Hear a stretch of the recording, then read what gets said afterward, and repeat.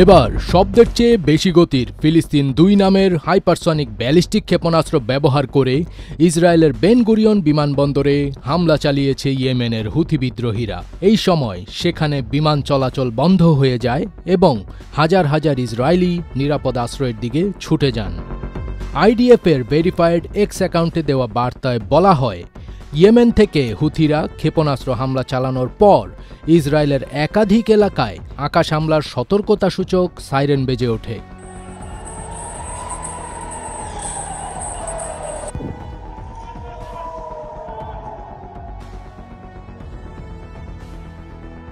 armyrecognition.com থেকে পাওয়া তথ্য অনুযায়ী ইরানের কারিগরি সহায়তায় ইয়েমেনের হুথিরা ফিলিস্তিন ২ ক্ষেপণাস্ত্র নির্মাণ করেছে।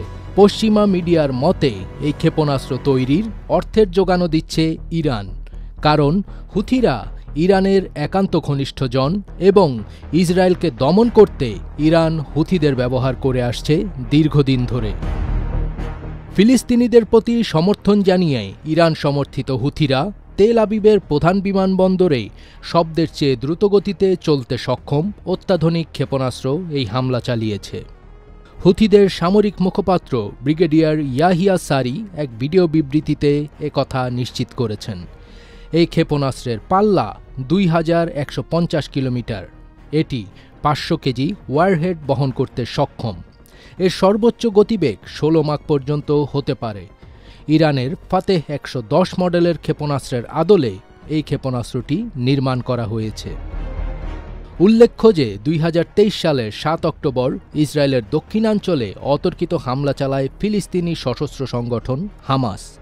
ওই হামলায় ১,২০০ জন ইসরায়েলি নিহত হন এবং হামাসের হাতে জিম্মি হন ২৫১ জন মানুষ।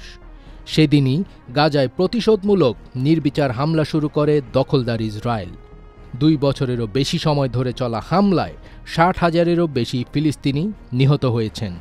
নিহতদের বেশিরভাগই বেসামরিক নারী ও শিশু।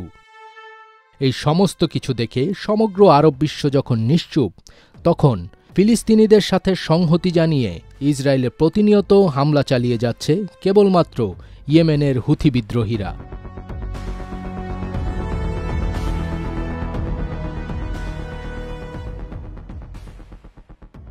ফজবিট তাজ, এটিএন বাংলা।